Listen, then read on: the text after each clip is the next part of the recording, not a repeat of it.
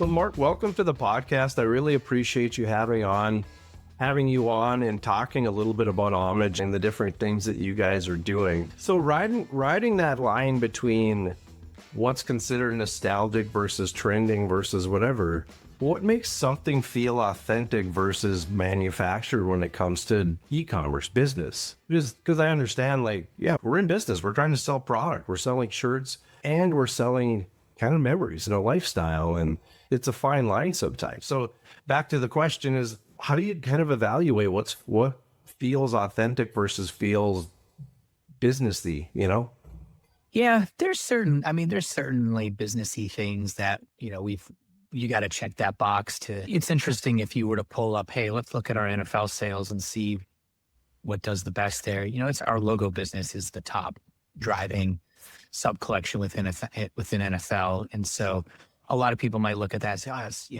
but for a lot of folks, that's how they, they're accessing the fandom through the logo, and they want the logo. They want people to know, hey, forget the players, forget anything else. Like, this is the team I root for. Here's, I'm wearing the logo. And that's great. That's what helps build the fandom for that particular team's community.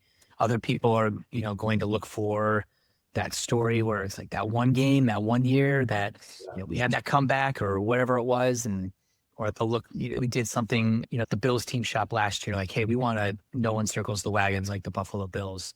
Sure, we want to bring that in and sell it. It's like, yeah, I remember that very well, watching NFL primetime and Chris Berman and Tom Jackson doing the highlights, and Chris Berman every highlight late in the season, season on the line for the Bills, no one circles the wagons like the Buffalo Bills. Like, those stories mean things to people, but it might not mean something to everyone. And so, you have, like you said, or like I said before, the logo business within NFL serves a vast majority of the fan base. There's always people that are going to be looking for more than that, like a deeper cut or something like that.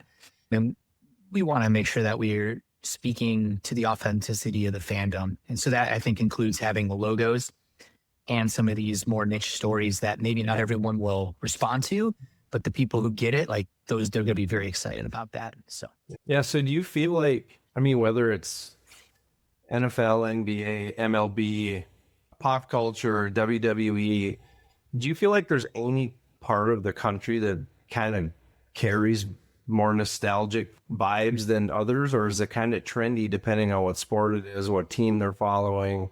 Is it just kind of all over the place? Because what's crazy to me is that is how everybody's adopts it. I know it's out there in the world and people are obviously experiencing it, but the wave of it is just crazy. Yeah. Because it used to be keeping up with the New Jersey style or everybody's trying to get the next thing, where now it's like everybody wants to get the thing from yesterday.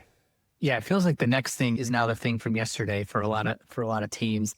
I think cities that have long sports histories, a place like Philly with, major teams in every sport, and, established teams in those leagues going back, 50, 100 years, depending on, if you're talking about the Phillies or, others. So I think those areas definitely, there's just a lot more to work with than maybe some of the newer cities, or cities with newer teams rather. So I don't necessarily know if I notice a pattern, but you can, like I said, like a team like the Phillies, where they've got such a long logo history, it's pretty easy to tap into that nostalgia just because the menu of options is pretty big. You go somewhere, well, I would say even the Mariners. I know the Mariners, they're celebrating their 50th season this year. They've got some pretty iconic logos from their history as well, even though there is a much shorter history. The nostalgia stuff the retro logos sell really well. The Mariners, that Trident, with the royal blue, with the yellow Trident, that's our top selling Mariners logo item, which there are a few logos removed from that now. So I don't know if I necessarily notice a trend from one area of the country to the other, but maybe more so, cities that have had teams for a long time with, rich histories and things like that, or just by having the volume of options to probably do more there. And then there's, teams like the Packers, they've been around forever, or the Chiefs, they've been around forever. They haven't really changed the logo much over that time, they've stuck with the same thing. So the current logo is their throwback logo for some teams. But, I think it is fun doing the exercises of understanding which fan bases connect with these different logos. And it's like, how are you connecting with a logo that was popular back in the 30s? You weren't alive, your parents weren't alive. Like, how are you creating a connection there? Like, how is that meaningful to the fandom? It's just interesting kind of seeing what people respond to across the logo history for their teams. Yeah, I mean, I think sometimes it's, it's just a rich history. It's a respect for it's, they just like maybe the backstory or the nostalgia around it. And I think sometimes it's the pain and anguish of like being a I'm from Minnesota, and being a Minnesota Vikings fan, like it's painful sometimes. So I can relate. Being from Northeast Ohio, I can relate to that very well. So it doesn't mean you quit on them, but it's like, man, like you just keep finding more times, just hope it was the year. Yeah. There's always next year. It's always next year, I feel sometimes as a Cleveland sports fan. So what do you think the difference is? Or maybe the question is, what's more dangerous for a brand today? Is it being disliked or being forgettable? Like what is the urgency around trying to stay trendy?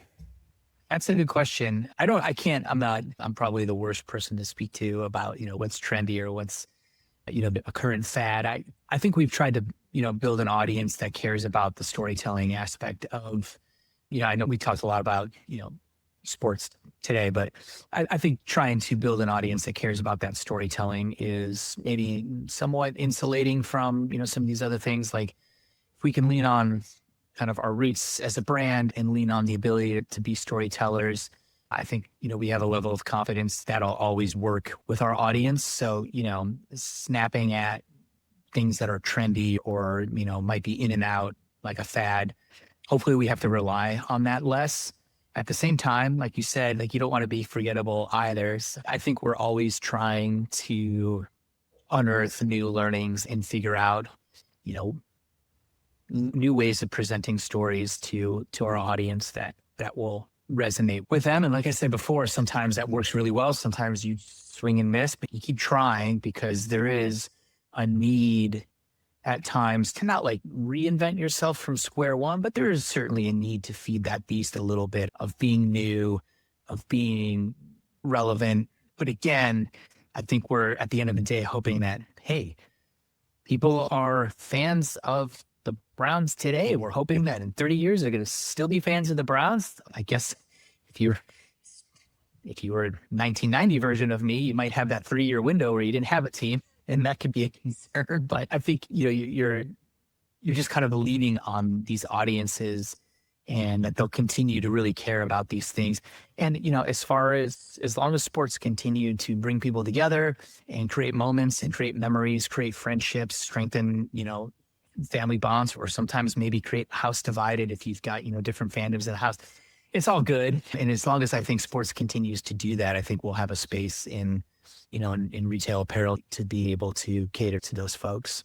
Yeah, I mean, if you don't mind me saying, I agree with you, but I also think you talked a little bit about, the idea of family bonds and kind of sharing these memories and whatnot with a younger generation. And what I think is cool about what you guys do, and I'm going to say the sports piece is kind of an obvious thing for me, but at the same time, when you start to look at like WWE, Star Wars, even like your Sandlot stuff, it immortalizes some of these things that these kids would probably have no idea about if mom or dad or big brother or whoever passing down what some of that is and maybe the impact that it had on their childhood, their culture, whatever. Because even like, I'm sure you can probably have a version of this as well, but like The Sandlot's a great movie, but it didn't change my life. It was good at the time, and it's like, yeah, dude, that's a pretty cool show. But the way it has become immortal because of its catchphrases and the swag and the t-shirts it's huge. And it's amazing that like, it's almost like a little time machine for people to connect on, which is super cool. And it's one of the things I really admire about your guys' brand, that you're able to do that within these different categories and through apparel and merch and just kind of retro swag. It's awesome. Yeah, I think, that's somewhat, our job. I say our, like, as parents and, people that are parts of communities is to be able to share the things that are important with kids, next generation, whatever you want to call it. That's, I think, part of what we're tasked to do here when passing stuff on to, to the next group of college grads, high school grads, whatever.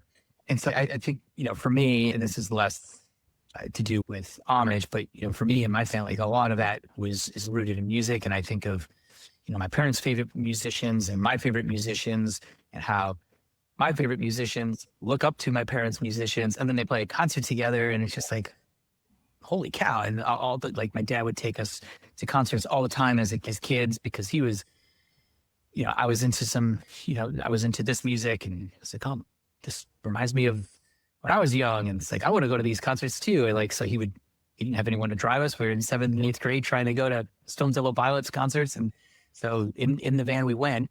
And so that interplay between generations, I don't know, for me and my family, it's just been, it created just unbreakable bonds, even when we don't always get along or don't always agree on something. You always have these moments where my cousin would come over and you spend all summer swimming in the pool and then watch MTV at, from 12 to 1. That's how we spent our summer break for however many years in middle school and high school. And like those things, like I said, those bonds those last a long time, and they're very strong.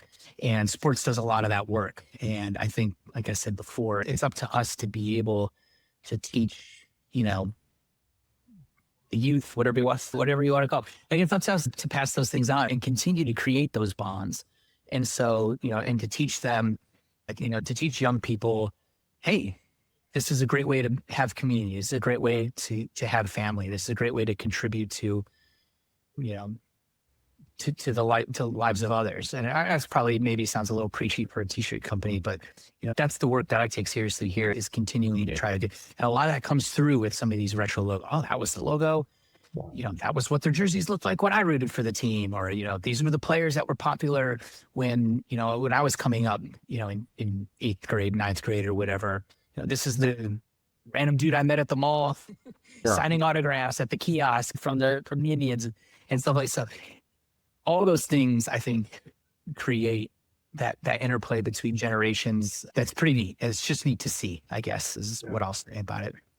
It's cool to see people, rocking a t-shirt or something that carries a topic that they cared about. Even if it's not today, at one point in their life, it mattered to them. So they're still kind of connected to it, which is pretty cool. Yeah, no, it is cool to see, for sure. 100%. That is a lot of the gratification, I think, from my role on the marketing team here, is to be able to see that those kinds of things play out all the time. So, you'd be at a bar and I'll look over and I'll see someone with an H patch on their shirt. It's like, oh, what shirt are they wearing? If it's a Reds or Bengals shirt, maybe I'll leave them alone. If it's a Brown shirt or, Cavs or Guardian shirt, maybe I'll go up to them and say, hey, nice shirt. I don't have anything against the Reds or Bengals, by the way, just playing up the Ohio rivalries is all.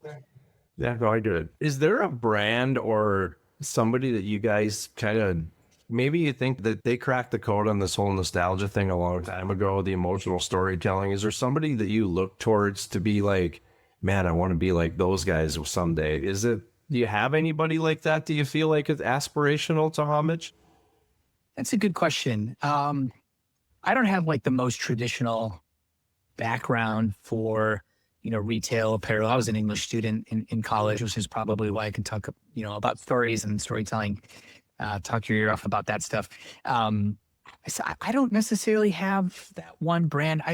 There's certainly things, I think, looking at Ryan's vintage collection, there's like a lot of brands from the 80s and 90s that, whether it's Starter or Champion, to name a few, that I think, he really enjoys their contributions to, to sports, apparel during those eras. And, you said before, like, how do you not get forgotten? I'm not, downplaying the contributions of those brands. I don't necessarily know, Fanatics right now is kind of the big name in sports retail. It's maybe not some of those brands that we grew up with, 20, 30 years ago.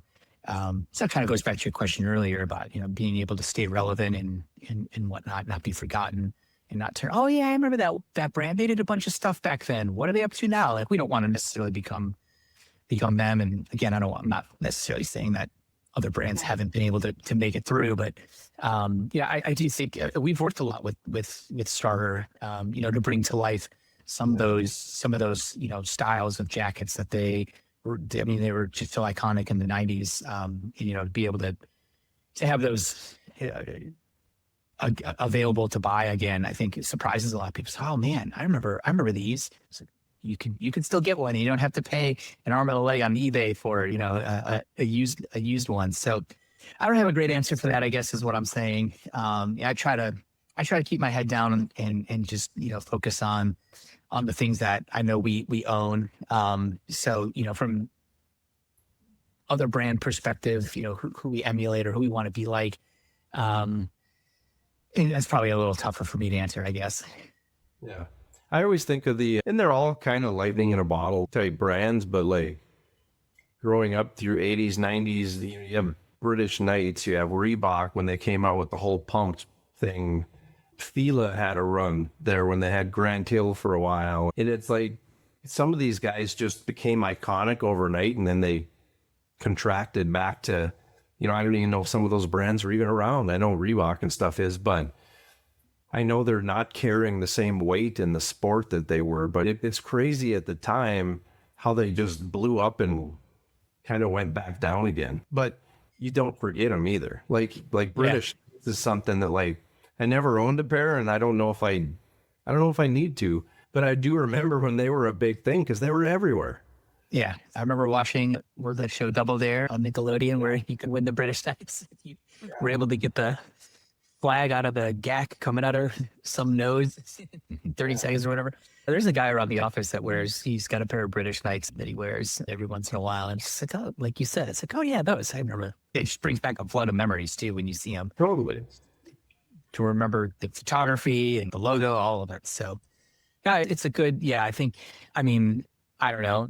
We haven't had a quote overnight success. So maybe that allows us to not have to deal with suddenly, being very popular all at once and then, figuring out how to maintain this. A lot of times it does feel like, the crest of a wave and it's gonna break at some point. So slow and steady sometimes wins the race, I guess. But yeah, like I said before, I think with our emphasis on storytelling, we hope that the payoff is that 10 years from now, 20 years from now, 30 years from now, like that's still important to folks and they still want to be able to represent those stories. And I think that hopefully gives us an opportunity to continue to thrive and be less fad oriented.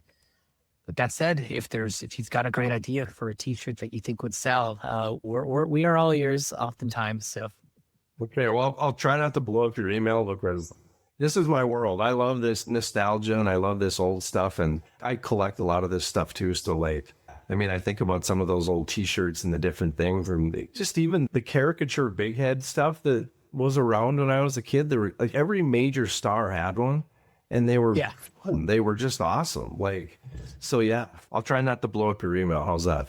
That sounds good. Team shops. The caricatures are very popular with, team shops ordering, to have the in-venue assortments for their teams. As we do a lot of player illustrations here. So they're very time intensive. I should show you the sketches and stuff that our graphics team does for those. And like you said, it's trying to capture, you got current players, but you're also trying to capture the essence of that aesthetic from 15, 20, 30 years ago or more with, just with the style of the drawing and whatnot. So it's a bit of a marriage between, today and yesterday, but the caricatures are certainly a lot of work, but they're cool. They're very recognizable, and you definitely had a few of those growing up too of different baseball players.